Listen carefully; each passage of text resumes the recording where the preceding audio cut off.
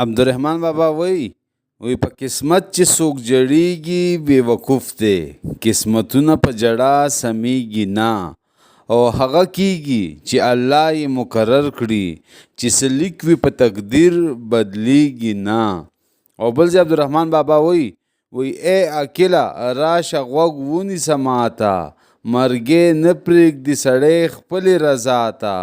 او د اجل سواره په تخت په درله راشي، ناګهانه به تالاشي وایم تا ته. او ډېر یې ماتې کړې مری د کبرجنو، چې له کبره به یې نه کتل هیڅ چاته. او بادشاهان یې واړه خاک د بیابان کړل، نظر وکه سکندر پسې دا راته. او وی په ژوندوني توبه وباسه رحمانه، چې په قیامت کې شرمنده نشي مولا ته. او بل ځای عبدالرحمن بابا فرمایي وی څو به شمېرم زه غمونه د هجران، دومره ډېر دي لکه ریګ د بیابان.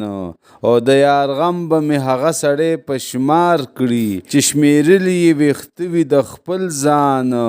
او که څوک وایي حال دې څه دی په هجران کې، په خاطر دې تصور کړي دوزخیان. او چې دا حال ور باندې نه وي ورغلی، په ویل به څه پوهیږي د رحمان.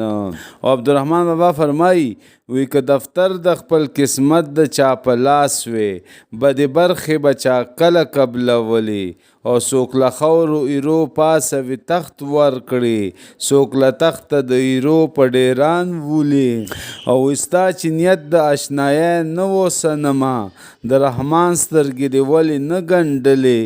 نو د ازل په ورځ د برخو جواري وه، ای رحمان چا بیلو د چا ګټلې. او عبدالرحمن بابا وی دلته دم او قدم دواړه په حساب دي، پل غلط د لارې میږده بې حسابه.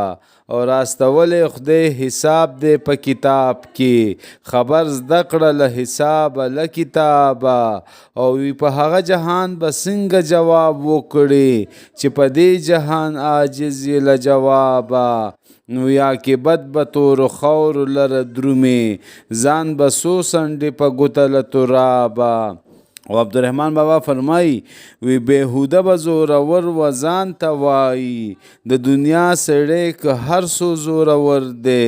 او وی هسې مه وایه چې زه یم په جهان کې، پیدا کړی خدای د سر د پاسه سر دی. او ځینې ولیان پیغمبران کړل، نه چې هر سړی ولی او پیغمبر دی.